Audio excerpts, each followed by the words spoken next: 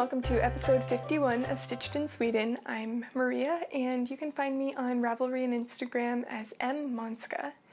The show notes will hopefully be at stitchedinsweden.blogspot.com, and that's where you can find links to things that I talk about, and sometimes a couple of extra pictures.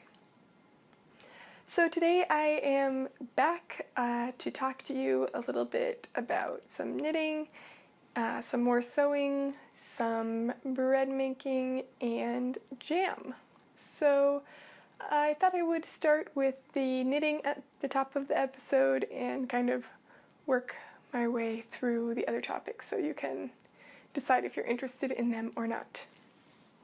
First, I wanted to say a thank you to everyone who got in touch after last week's episode and who just let me know how much they enjoyed the new bra making segment of the podcast, and that was really encouraging to hear from you, and I'm very happy and excited to see that some of you found it to be inspiring and are joining in on the bra making adventure.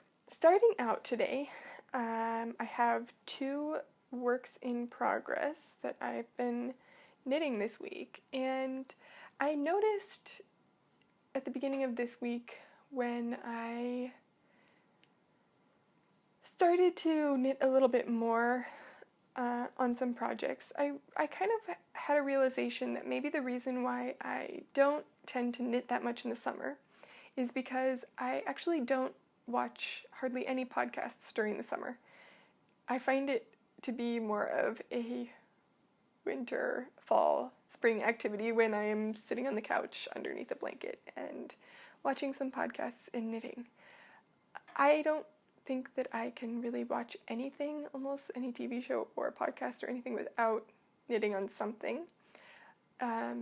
So because I don't watch very much TV or podcasts in the summer, I think that that's kind of why my knitting stops also. I find it difficult to listen or watch. I find it difficult to watch podcasts while I'm sewing, and I've been more often listening to the radio or to audio podcasts while sewing because I just find that more manageable and I can keep focused on what I'm sewing. So starting out, I do have the design project that I was working on last time I showed you, and it's a little bit on hold right now because I have run out of the white yarn, as you can see. But here it is, and still pretty much just a basic triangular shawl, top-down, striped, with increases along the center and the sides. So not much to report there. It is really nice to be working with this yarn, which is Alpha B yarn from Knit Pearl in Portland, and the yarn is dyed in Vancouver, Washington. The white yarn that I'm using is from the Wool Barn. It's her Silky Singles, and I have placed an order for some more, so it should be arriving very soon, so that I can keep working on this. And the dark brown color is some leftover whiskey barrel from my friend, and this is Madeline Tosh Merino Light. Not much to say on that, still just going along, and yeah, I'm looking forward to the edging, which will be the interesting part of the design, I think. Something else I started knitting this week, I just picked it up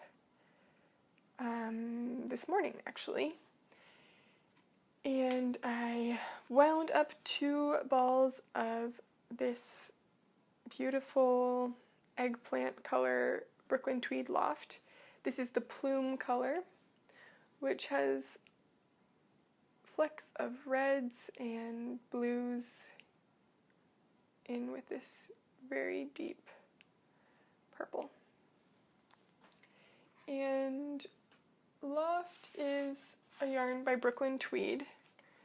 I'm sure many of you know. It's a 100% American wool that's grown in Wyoming and spun in New England. And it is American Tarhi Columbia sheep. And like I said, this one's called Plume. There's 275 yards per 50 grams, and this comes in 50-gram skeins. So I have 2 of them, and my mom sent these to me, I think, last fall, perhaps, or last summer, because I have previously knit a shawl out of this yarn in exactly the same color with 2 skeins.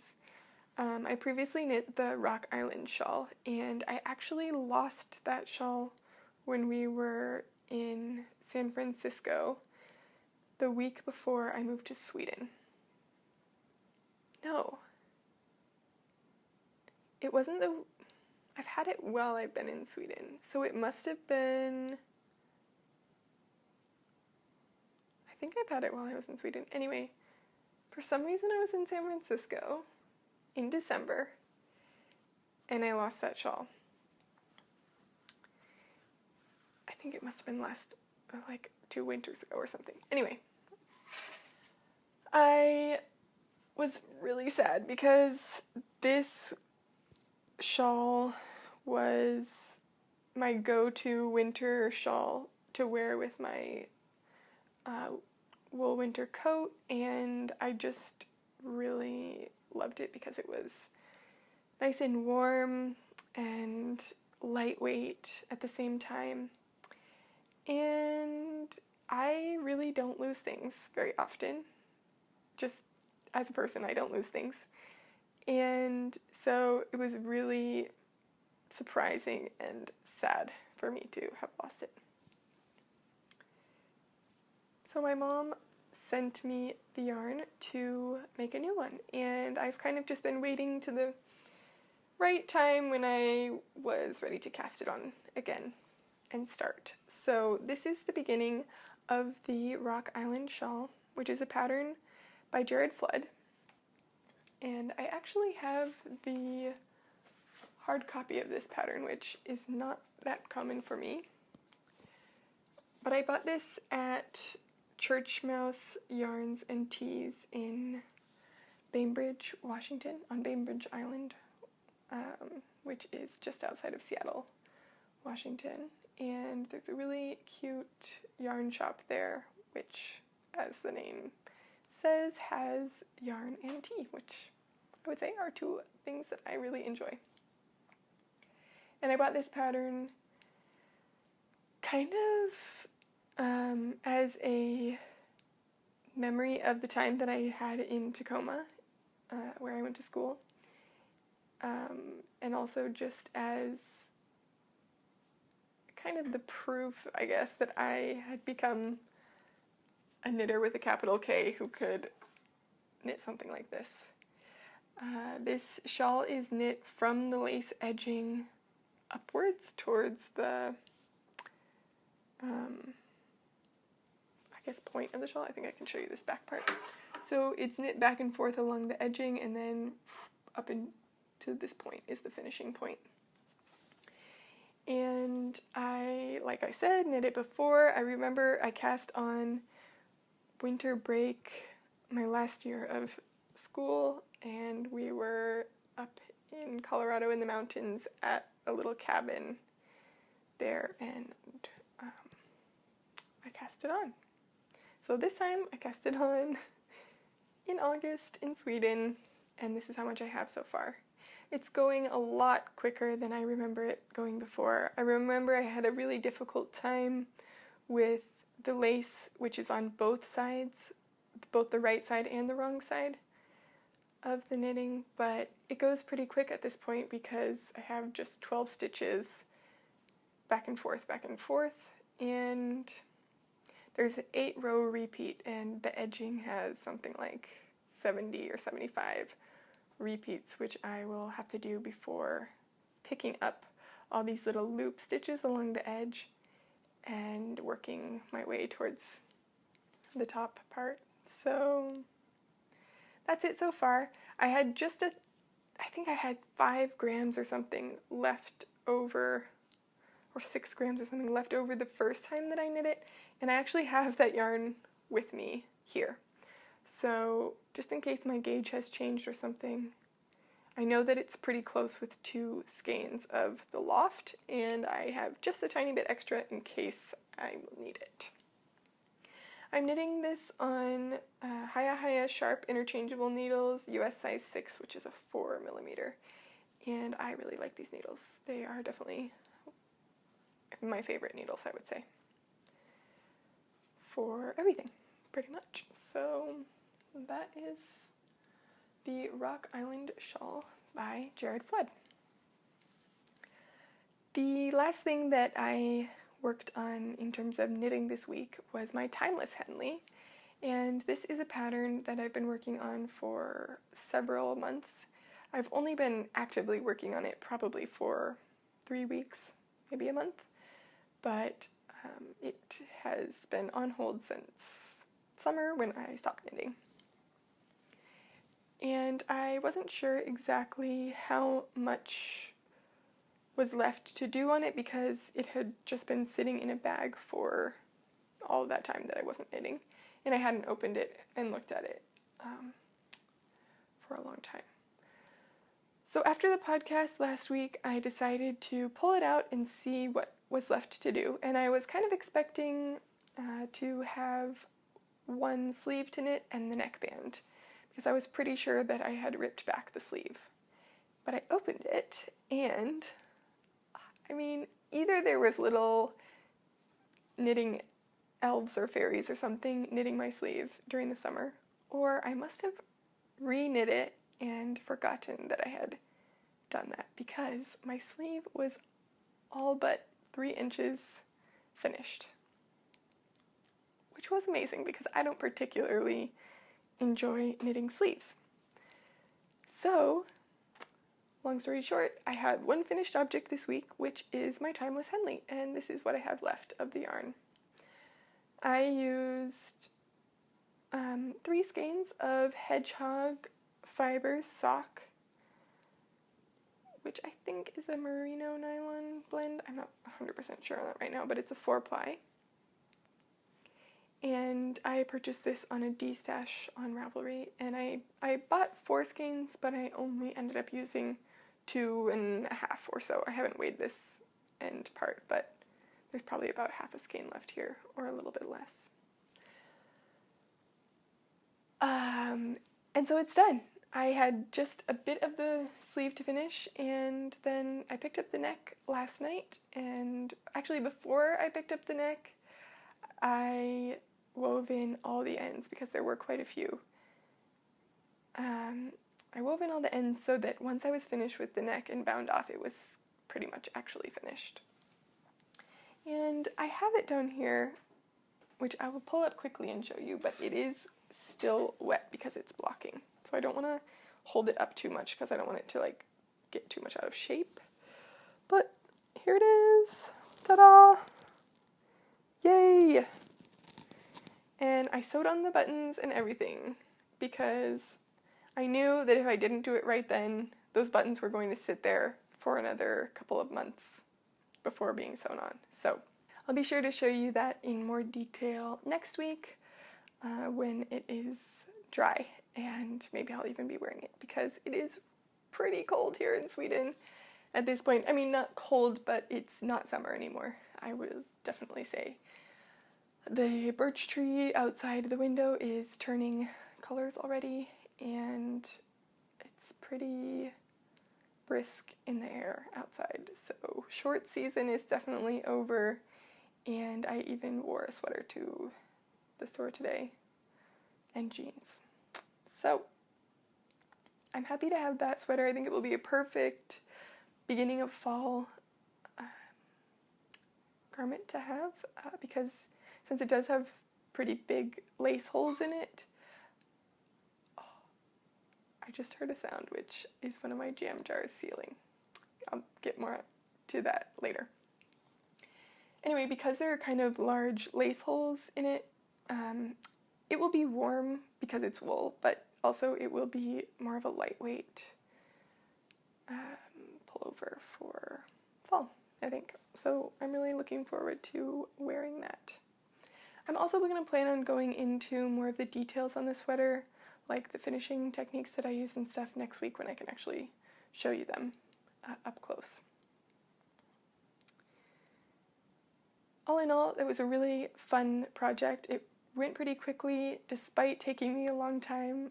It didn't feel like any part of it went on for a long time, and that's, I think, always a good thing with a knit. So that is it for what I have been knitting this week. In terms of sewing, I have had quite a few projects that I have been working on, and they have mostly been bras. And I posted a little picture of this, or stitching on part of this, on Instagram, but you couldn't really tell. But here it is, and this is a modified version of the Marlborough pattern, which is kind of the main pattern I've been using, that is by Orange Lingerie, and I changed it by taking away the power bar on the side, part of the power bar. This side panel is called a power bar, and it used to go all the way up to the top, and I changed it so that the top panel was all one piece and that the power part was only on the bottom. I also modified it to be a partial band bra, which means that it doesn't have the elastic band that runs all the way along the bottom, and instead it has just this little fabric at the bridge. And this particular one has a keyhole detail here, so it's attached here, but then there's a little space, and then the bridge there. And that is pretty much the features of this bra. The inside is fully lined. There are no exposed seams.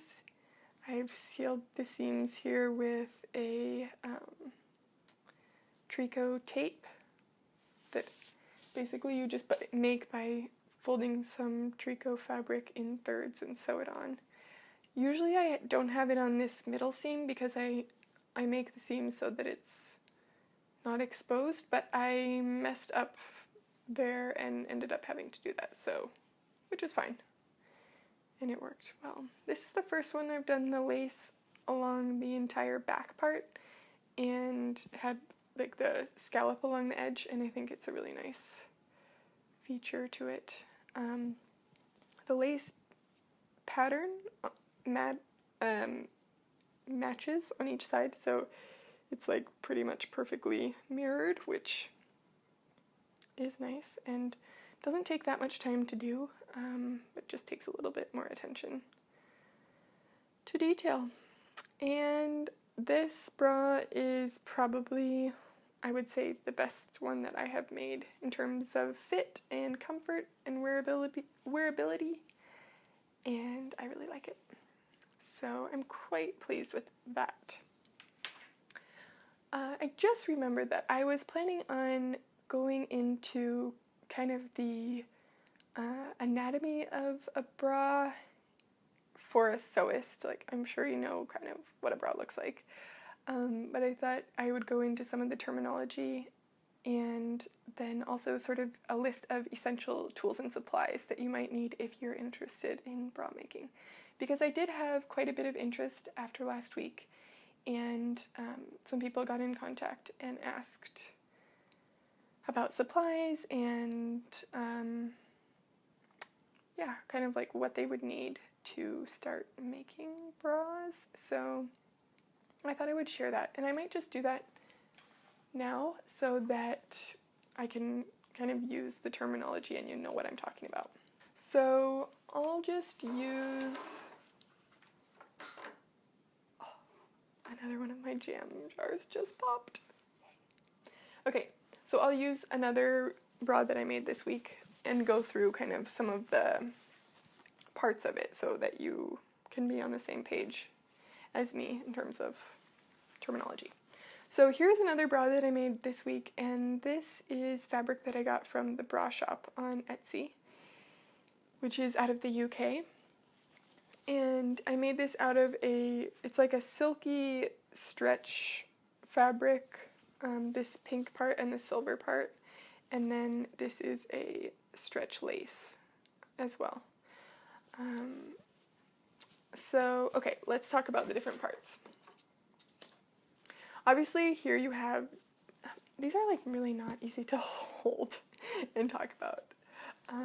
But obviously here you have the cup part, and this particular cup is also the Marlborough pattern, which is a 3-part cup. There's the upper cup, the lower cup, and this is the power bar. And different patterns have different seams and arrangements of, these parts, but this is kind of a general idea. On the other one that I showed you, I had removed this upper part and made another seam here so that this top panel could be across the whole bra cup. Cups are usually lined on the inside, so in this one I don't have the top lining attached to the lace. It's just folded over, so there's no seam here, and that I didn't need to put an elastic there. The other seams are fully enclosed on the cup. Alright, so the bridge is this middle part. On this is a full band bra, and you know that because there's an elastic band that goes all the way across the bottom. And that is in contrast to the one I showed you before, which doesn't have that elastic band. The wires are here on the bottom, and it just has this small bridge fabric here. So this is the bridge, and this needs to be a really firm fabric that doesn't have stretch. On a full band bra, you also have the frame, which is this part here, this shape, which attaches to the bridge and holds in the cup. Finally, there's the band, which is always out of a stretchy fabric. Mine is out of a power mesh fabric, and sometimes you could use power mesh and then put lace over it, or sometimes you could just put stretchy lace. All these kind of things sort of depend on what cup size you're working with and how stretchy the materials you have, things like that. Of course, you have straps and a hook and eye closure on most bras. So that's kind of the anatomy, I guess you could say. And now I will give you kind of my list of essential tools that you need for bra making. So one thing that you really need is a good pair of scissors, and probably a lot of you already have this for knitting. I really like these scissors, which are called duck scissors. This particular pair is actually called duckling scissors because they're a smaller version of the duck scissors. It's called because of the bill shape, obviously. And these are really useful because you can trim closely to edges, especially like for the seams when you need to trim away some of the fabric, and you don't have to worry about piercing the fabric that's behind the seam that you're cutting. They also work really well for snipping threads, and I really like keeping my sewing neat while I'm working on it, so every time that I get to an end of a seam, I clip off the threads and throw them away directly so that you're not left with this project that has all these ends everywhere that you have to then clip off at the end. So small scissors are key. Another thing that is really helpful is to have a 1/4 inch foot for your sewing machine. This is a presser foot which has just this little ridge here so that you can stitch at exactly a 1/4 inch, and it kind of just goes as a guide along your fabric, and it just helps make your seams really accurate. In bra sewing, the most common seam allowance is a 1/4 inch, so that's really convenient to have. Another helpful tool to have is a small diameter rotary cutter. And with a rotary cutter, you will also need a mat, like a self-healing mat. Mine is kind of linty right now, but here is mine that I have, and this is just one that I picked up at Joann's when I was in the US this summer. It's really important to have the small diameter one. I had a larger diameter rotary cutter before, which I had used for quilting, and the first couple bras I cut out using that, but it's a lot trickier to get around small edges, and because it's necessary to be really precise in bra making, it's really worth it to get one of these, and it just makes it so much easier to go around tight curves with the small diameter. Another thing which can be helpful is to have a French curve, especially if you are making modifications to patterns. This is just a ruler which has a curved edge on it. It's in different types of curves that you can use to draw new lines on patterns. And if you take the Craftsy class with Beverly Johnson, she has some points in there where she talks about making modifications to patterns and using your French curve to make those adjustments. It's really important, I would say probably most important, that you have the right needle for the fabric that you're working on. If you're working in a stretch lace or something and you try to use a normal, like universal needle, the lace is just going to get eaten by your machine. And that has happened to me before I realized that I should be using a different needle. Once you use a different needle, you hardly have to worry at all about your machine eating the fabric, and it just will save you a massive headache.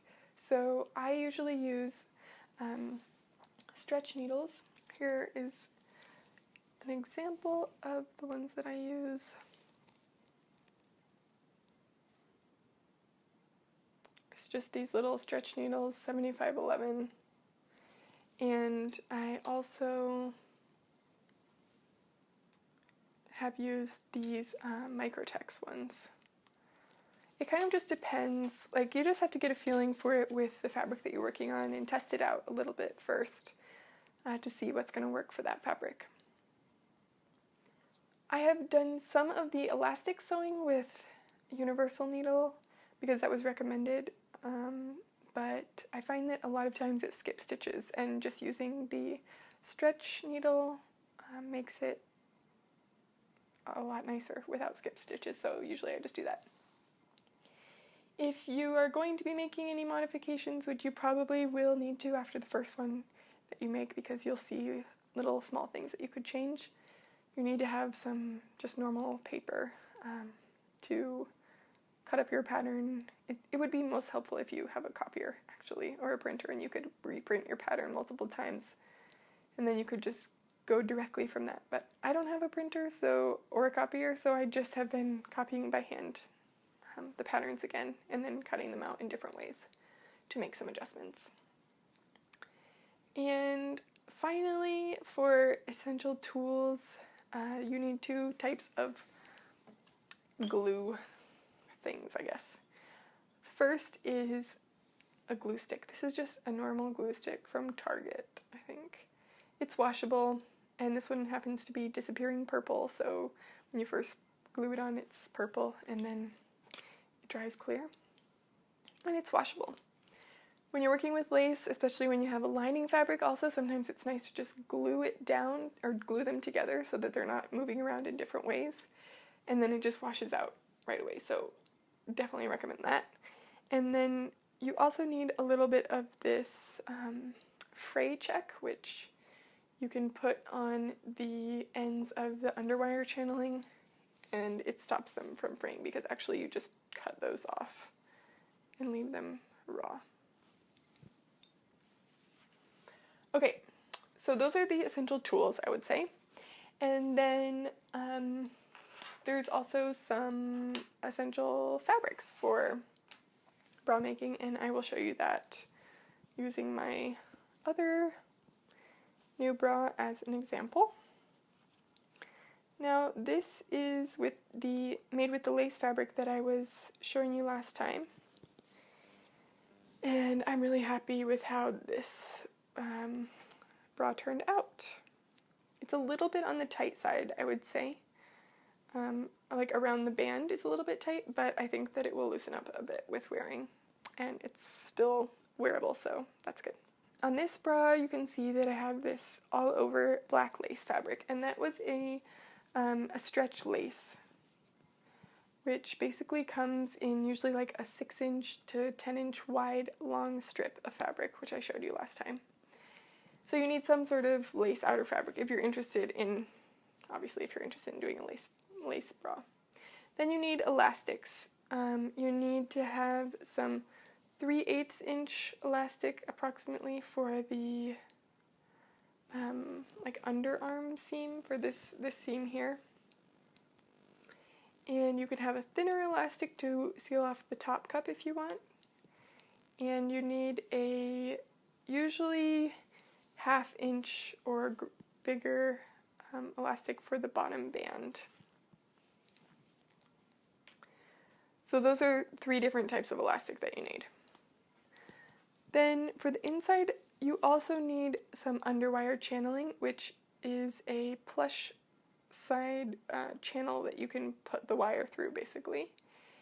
And all of these elastics are also plush on one side and not on the other, and they have like little picot edges usually. Okay, so you need underwire channeling, elastics. Then for the body fabric and for the lining fabric, I've lined my cups in a fairly stiff, inflexible 15 denier, I think it's called, fabric, which is a sheer lining fabric. And I've also lined the bridge in that. And the bridge needs to be a non-stretch, like I said. So even if you have stretch on the fabric part, the bridge needs to be not stretchy. So you line it with a firm fabric so that even if you have stretch fabric on the outside, it doesn't stretch. And then the band of this one is also in like a power mesh net, and so the band is stretchy. Finally, you need a hook and eye closure, which this particular one has a 3x3 hook and eye, and you need some straps with the slider and a ring. So all of that can be purchased in like bra making kits, which I would say for the first couple that you make, it's helpful to buy a kit, because then you know that you have all the supplies that you need to make that bra, and usually they're, well color coordinated and things like that. And then after you have an idea of the supplies that you need, you can start to buy the supplies individually, so you can buy like more quantity or colors that you want, but you get a feeling of what the basics are. And that's it. I also made one more bra this week, which is a non-underwire bra. This is my first non-underwire, and it is the Watson bra pattern, which is a pattern by Cloth Habit. And I used some lace that I had from a previous bra, and then just a mesh for the rest of it, stretch mesh. And it turned out really well.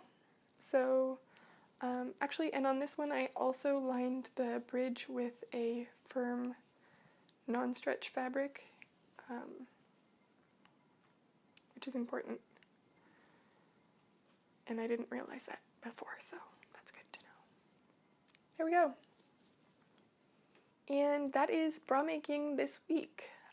If you have any questions, I am happy to answer them for you over on YouTube, or you can also send me a message on Ravelry or post in the Ravelry group for this episode. So Otherwise, I think I will move on to bread making. And this week I got back into bread making after not making any bread for the whole summer. For me, I guess bread making is also sort of a fall, winter activity because you need to have the oven on really hot. And because we were away for the summer and we didn't have a way to maintain our starter, I let it go. So I restarted my starter previously, I think like a week or two ago. 2 weeks probably, 3 almost. And this week I made my first loaf from that starter, and I would say this is probably the most successful loaf I have made to date, which is really exciting because I'm using the brand new starter again, and I haven't done it in a couple months, and everything just went really well. I was really happy with the final loaf of bread, but also the whole process just seemed more smooth. I knew what to look for, and I could feel the dough, and I knew that it felt right, and that was a really exciting thing to just know and realize that I have learned a lot about bread making this year, which was one of my goals for 2016. If you have previously tried making bread from yeast in the past, I would really recommend giving a sourdough starter a try. Whether or not you make your own starter, I guess that, I don't know if that would make a big difference, but I think it's fun to make your own starter because it's kind of like this process that you're invested in. The one I made took 9 days to make before I could use it in a loaf of bread. And then once you decide to make the loaf of bread, it takes about 2 days from start to finish with that process. And I'm actually partway through that today. So in about an hour, I'm going to be on to the next step. Even though there are a lot of steps and it seems really time consuming because it's like, okay, it takes 2 days to make a loaf of bread, but really it's 2 days with only a couple minutes here and there of active work, so you're not investing a whole bunch of time. So it's a good activity definitely to do on the weekend when you're around maybe, or if you can time it right with your work or school or sleeping schedule, you can also make loaves during the week. But I would encourage those of you who have tried bread making but maybe not sourdough bread to give it a try, because the experience with working with the dough made from a starter rather than like quick acting yeast is night and day. I mean, it seems weird, but I just like working with the dough from my starter, it feels completely different. It has a different body to it. It just molds differently in your hands when you're feeling it, and you can see it kind of just, it doesn't just poof up and expand like an active yeast does. There's different phases that it goes through, and you can touch it and say like, okay, it's kind of squishy at this point, or it has like a certain bounce at one point or another, and it's just really fun and interesting thing to do. So I would definitely recommend giving it a try. And the bread recipe and starter recipe that I have followed so far is it's called, basically if you googled square one tartine experiment, you would come up with the blog, and there's lots of pictures so you can see what each step of the way should look like, and it's very detailed for instructions on how to do everything. Finally this week, just today, I have delved into jam making, and I was inspired, first of all, I was actually inspired last summer when picking blueberries at the summer house here, just by the amount of blueberries and wanting to do something to preserve them for the rest of the year. And I wasn't really prepared at that point to do anything to preserve them, so I just threw them in the freezer and used them sort of for the rest of the year. But this year I thought, okay, I really need to do something, like go into blueberry season with a plan for how to preserve them. And I have never done any sort of preserving before, so this is definitely new territory for me.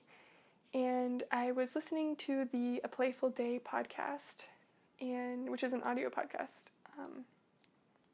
And Kate was talking about, she did an interview actually with the author of this book. And the author is Kylie Newton, and she has a preserving business in the UK. And she was, Kate from A Playful Day was talking about how she had gotten this book and was trying out a couple of the different recipes and just really enjoying them. So it was just an inspiring episode, and I really enjoyed listening to the author of this book talking, and so I decided to pick up a copy. And today, after I read through, there's a lot of information about like the methods for making jams or jellies, marmalade, compotes, and then there's also like pickling and syrups, as well as different alcoholic drinks and candied almonds, for example, nut butters, curds, all sorts of different really delicious things in this book. And it's just a beautiful book as well. The pictures throughout are really nice and just makes you want to make everything in here, even things which sound a little bit strange, like pickled blueberries. That sounds weird to me. Didn't try that, but I do have some left over, so maybe. But what I did make is the summer berry and lemon thyme jam. And that's the picture there. I'm not going to show you the recipe, but I did all my sterilization, and finding jars in Sweden was way more difficult than I anticipated. If anybody is Swedish or around in Sweden and knows a place to source jars for canning, that would be really helpful.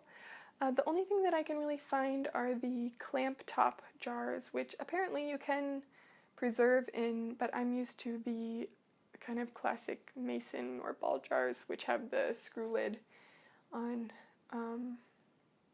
So that was interesting. I did end up finding some, but I have a feeling that the source is not very reliable because it's kind of like an overflow shop that has random things in it. Anyway, so I made that blueberry jam this morning, and now I've just been enjoying listening to the pops of the jars from in the kitchen as it seals, and I'm hoping that everything goes smoothly and that I don't get botulism. So that is the new adventure for this week, I guess. But I thought I would just mention some people, in addition to like the really positive comments on the bra making episode last week, some people were saying like, oh, that's amazing, but I could never do it, or like some sort of feeling of not being able to do it themselves. And I thought I would just sort of bring that up now, because I don't think that I'm particularly talented in a way that is different from anyone else who maybe watches this podcast. I think I do maybe have,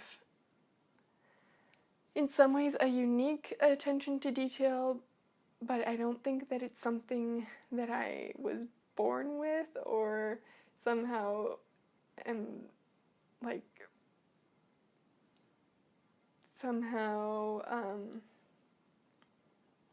I'm not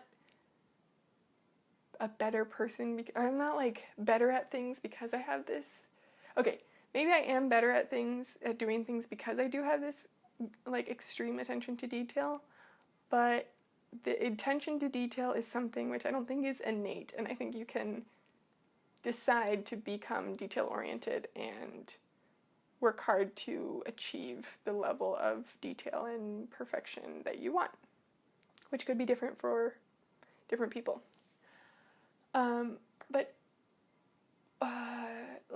For bra making, I was brand new at bra making a couple of weeks ago, and I just kind of jumped in, and I knew that the first few wouldn't be great, but I still wear them, and I have now at this point gotten rid of all of my store-made bras, and I only have me-made bras in my closet. So that's really encouraging and just fun. But so it's not like that I'm some expert at this or somehow more talented at it, but it's just something that I have decided to dedicate time to becoming good at. And I think the same thing could be said for bread making. There's been a lot of people who have shown interest in that and are saying that, oh, their bread doesn't come out good and stuff like that. But I think by reading a lot about these different things, you can learn a lot, and just trying them out and sort of going about it with a different mindset that you can be good at it, and that you're going to try and make something great, and it will become better over time probably as you get more practice with it, but that there's no reason why I could be particularly better at it than any one of you. So I don't know if that makes sense, but it's something that I have been thinking about lately, and I've been listening to a lot more audio podcasts lately, and one of the ones which is not knitting or crafting related, but that I really do enjoy, is the Happier podcast with Gretchen Rubin. And this is a podcast that kind of goes through just some sort of daily tips and tricks, I guess, for developing good habits and living a happier life. And not that I feel like I need to have a happier life, but I find, especially I think with my psychology background, that she goes into a lot of interesting discussion about different things, which some of the things you probably already do in your life, and some small things that you can change to engage in a different way or just appreciate things differently. And one of the things that in a recent episode, I think it was episode 75, she talked about the joy and pleasure that you can get from becoming a minor expert in something or developing a minor expertise. And this really just resonated with me for knitting, which maybe I developed my expertise in knitting a while ago when I first started knitting, but that because knitting has become just a part of my life, I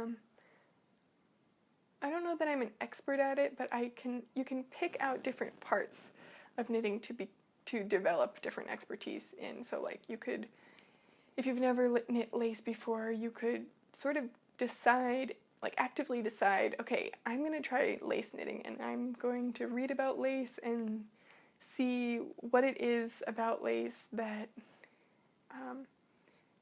is tricky, or what little changes can I make to my lace knitting that I already do to make my SSKs loose, not so loose, because sometimes they get kind of wobbly. What can I do to improve that? And just kind of developing your skills in that way. And that's something that I really enjoy doing. So I guess because I'm not saying that I'm 100% expert at knitting, but it's fun to pick new things to kind of go into as with the intention to developing a minor expertise in that topic. So, for example, bra making, bread making, preserving, things like that. So yeah. Anyway, I think that's it. But I would encourage you guys to check out that podcast. It's Happier Podcast with Gretchen Rubin, and you can find it on iTunes or wherever you get your podcasts. And just give it a listen, see what you think. and maybe consider picking a subject, whatever it is, gardening, bra making, like cooking a certain type of food. Maybe you want to become really good at making like vegetarian food or bread, two that I'm interested in. But just seeing if there's something in your life that you would be interested in developing your expertise in. So that is all for this week. I hope that you have enjoyed this episode, and I would love to see any more of you who are trying out bra making for the first time, or maybe you've already been doing this for a long time and we have just been unaware and are now ready to be exposed to that part of the world. And I will give you an update next time on how the jam turned out.